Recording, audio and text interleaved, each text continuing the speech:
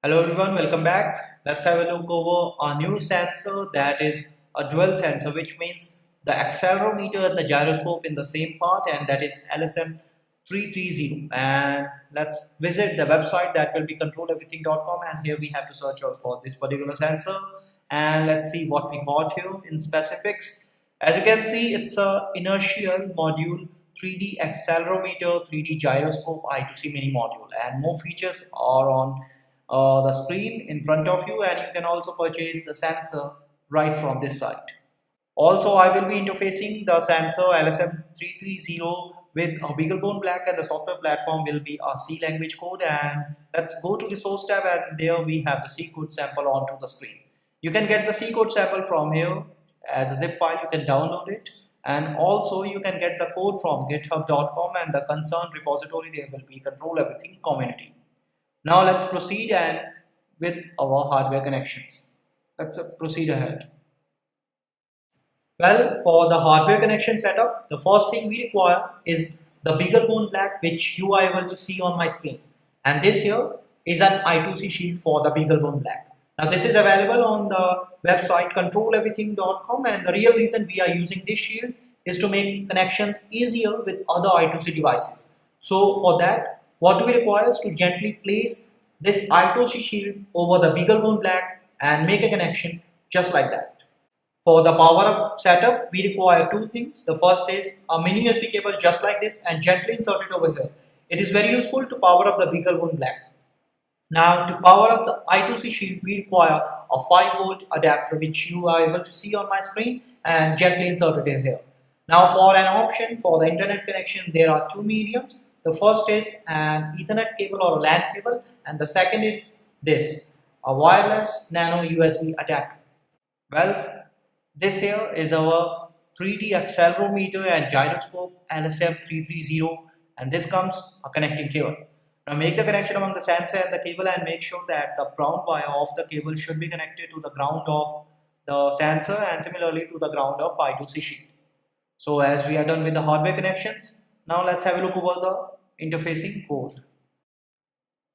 Regarding the interfacing part, first of all, we need to log into github.com, and hereafter we have to search on for the repository that will be Control Everything community. And when we got there, we have the sensor, that is LSM330, and after that this here is the C code. But before that, let's proceed with the instructions part.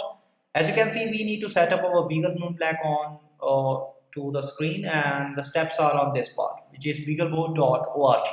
And when I open the screen, the link is there, and all the relevant information regarding the setup is onto the screen, and you can do it carefully.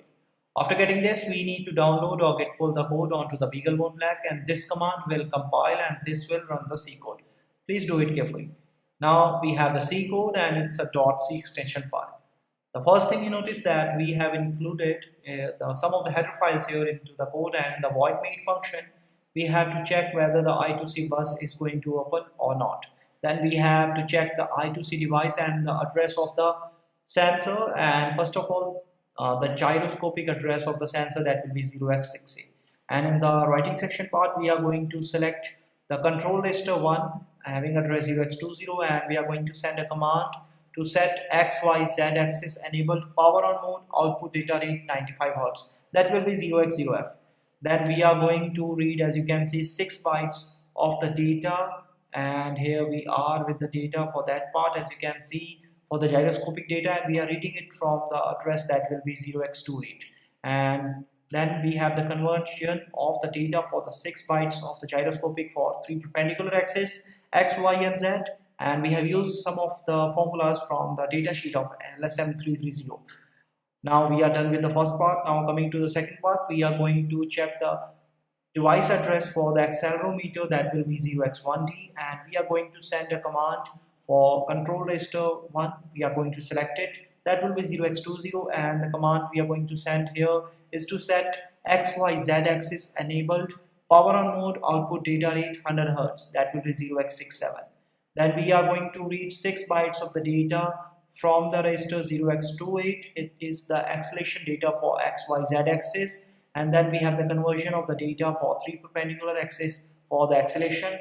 and we have used the same set of instructions provided in the datasheet for LSM330. At the very end of our code, we have the output data onto the screen, which means we have the rotation in x, y, z perpendicular axis, and also the acceleration in all three perpendicular axes, that is x, y, and z. So this is how the code is. Now let's see how it works.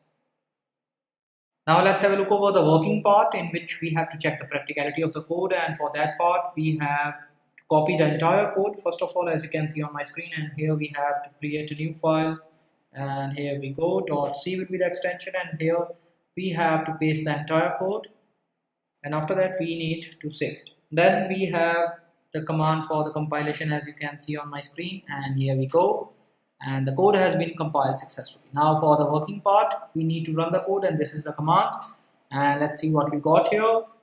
We have the acceleration in x, y, and z axis, and similarly we have the rotation in x, y, z axis. Now when I again run the command, and you can see the acceleration in x, y, z and rotation in x, y, z, but instead when I try to move the sensor or rotate the sensor and run the command, you can see the changes are reflected onto the screen.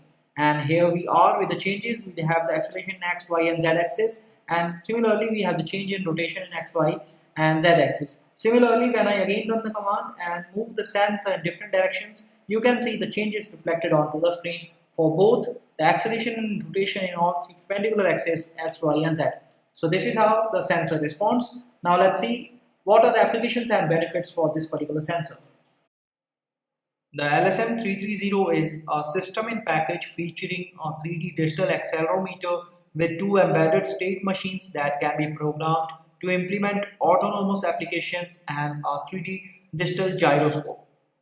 The LSM330 has a user selectable full-scale acceleration range of plus minus 2, 4, 6, 8, 16G and an angular rate range of plus minus 250, 500, 2000 dps. The accelerometer and the gyroscope sensors can be either activated or separately put in power down sleep mode for applications optimized for power saving.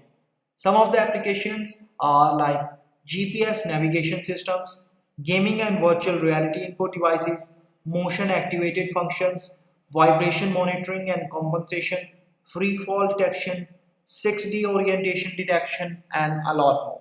Well, you can have this sensor and you can purchase it from controleverything.com, and you can get the code from resource tab. From this site, you can download the code as zip file. Also, you can get the code from github.com, and the repository there is Control Everything Community. In the end, I would like to make it clear that if you have any doubt regarding any part of this sensor or video, you can have your queries on controleverything.com, and you can post your comments on the community page on this website. For articles and blogs, you can have a look over on instructables.com, and to subscribe more video tutorials like this, you can have a look over our YouTube channel. In the end, I hope you enjoyed this video and had a good one yourself. Thanks a lot for watching.